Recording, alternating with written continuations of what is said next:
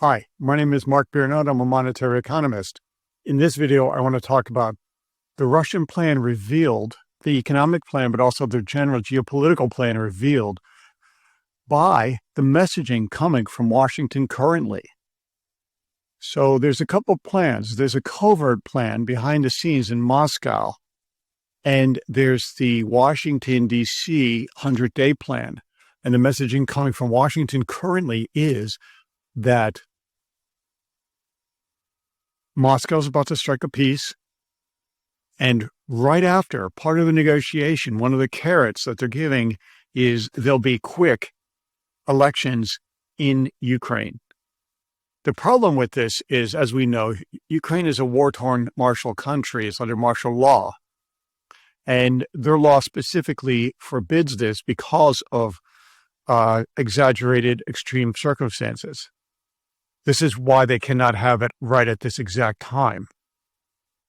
And the concern here is, and it's actually not a concern, it's the reality, Russia, through propaganda 2.0, will try to manipulate this election. They'll try to influence it. And their ultimate goal is to make it Vichy Ukraine. Just like in Germany in the 1940s, they literally annexed part of France, and then Vichy France was the pro-Axis neutral. So that is the ultimate objective of Moscow. And we are not hearing that from Moscow, the Kremlin itself, from Russia itself. We're hearing that from Washington, that this messaging is coming out and they're spinning it like, oh yeah, we need a democracy. We need democracies to deal with. But if that's the case, and if you really want to be fair, why not demand free democratic elections in Russia and throw in Belarus? Because they're not innocent in this either, right?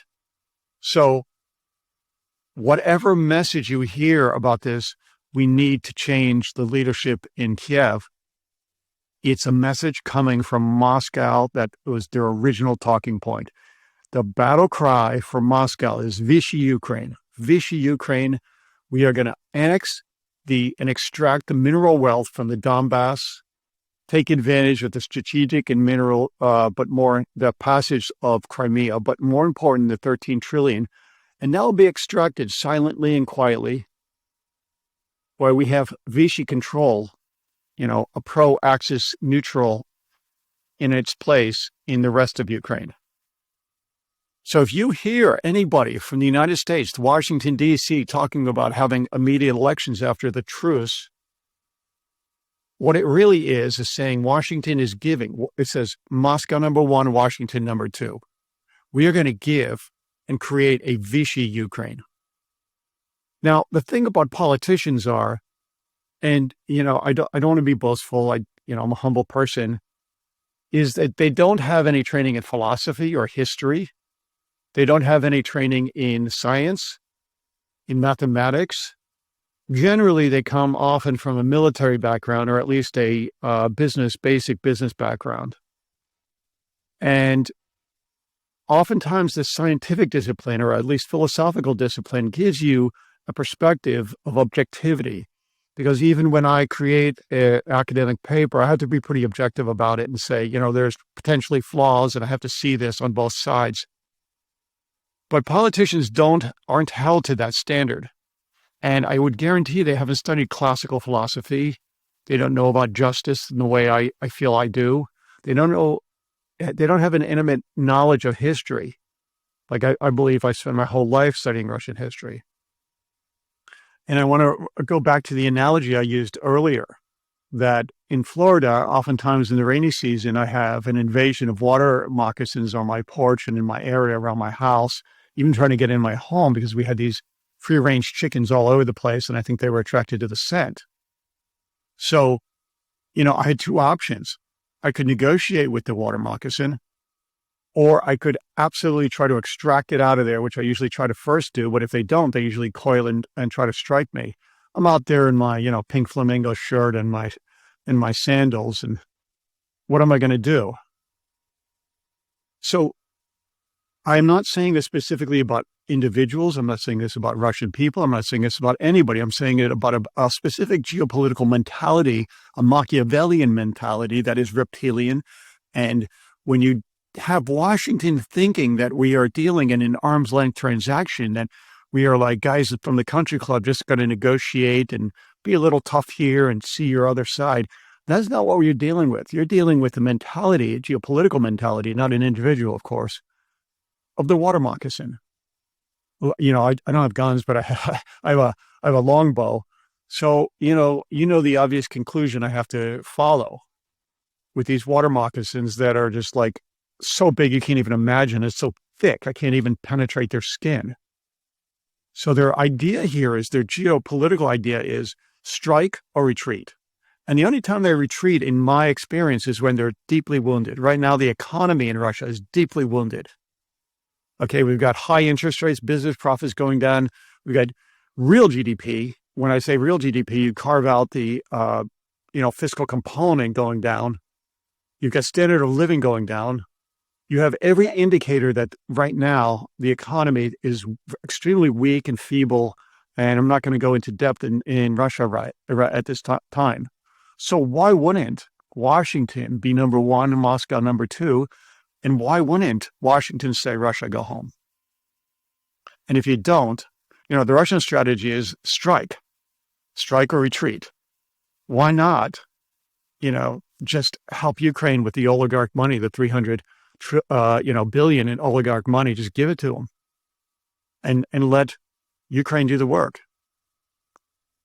I mean, that sounds fair to me. So Vichy Ukraine is the strategy of Moscow currently. And that's seen and evinced by the messaging starting to come out of Washington now. Listen for the messages. They want to call for democratic elections immediately after the truce, when Ukraine is still under this umbrella of martial law. And we know from experience, whether it be Hungary, Slovakia, Belarus, or other countries that, maybe I even come from, Russia influences very effectively the minds of people. Like I often say, there's not much good coming out of the Soviet Union. But the one thing that they did good, or they did well, not good, is eradicate religion. I'm a religious person, but they did it very effectively. To be able to do that to an entire population, they must have known what they're doing. And this current administration in Moscow is even more effective. And I talk to my young students and some people, the young people I interact with, and quite frankly, peace and love, but they're not aware of this. And they're being influenced and massaged, and they're all fired up in a different direction that they should be. So they have the ability to influence, and they will make it into Vichy Ukraine. And the next steps, they'll extract the mineral wealth from Ukraine until it's bled white. Oh, speaking of which, excuse my surroundings, I have a flair for the macabre. So in the next few days and in the next month or so, listen for this type of language. And I know there's a lot of desperation coming out of Washington that we've got to strike a truce. And it's really, but it's not. If you're a person in power, if you're negotiating in real estate, if you hold all the cards, I don't have to buy. I'm looking for an apartment. I don't have to buy it. I can walk away. This is a person of power. There's this calmness, not desperation, not to get a W for the first 100 days, to take the higher ground, to take the moral ground. And I don't believe the person in Washington has that morality or has that ability. And that is the center of the problem. You may disagree, and I will respect that opinion. But listen, they want to replace the president now in Kiev, and they want to do it in a way that is subversive to peace, making the world a better place, democracy, and the spread of democracy. And I don't want Vichy Ukraine at my border. I'm in Poland, and I don't want that at my border, because the next obvious stepping stone are the Baltics and Poland. There is hope. There's always hope. Empires don't last forever. Whatever happened to Rome, it's just rubble.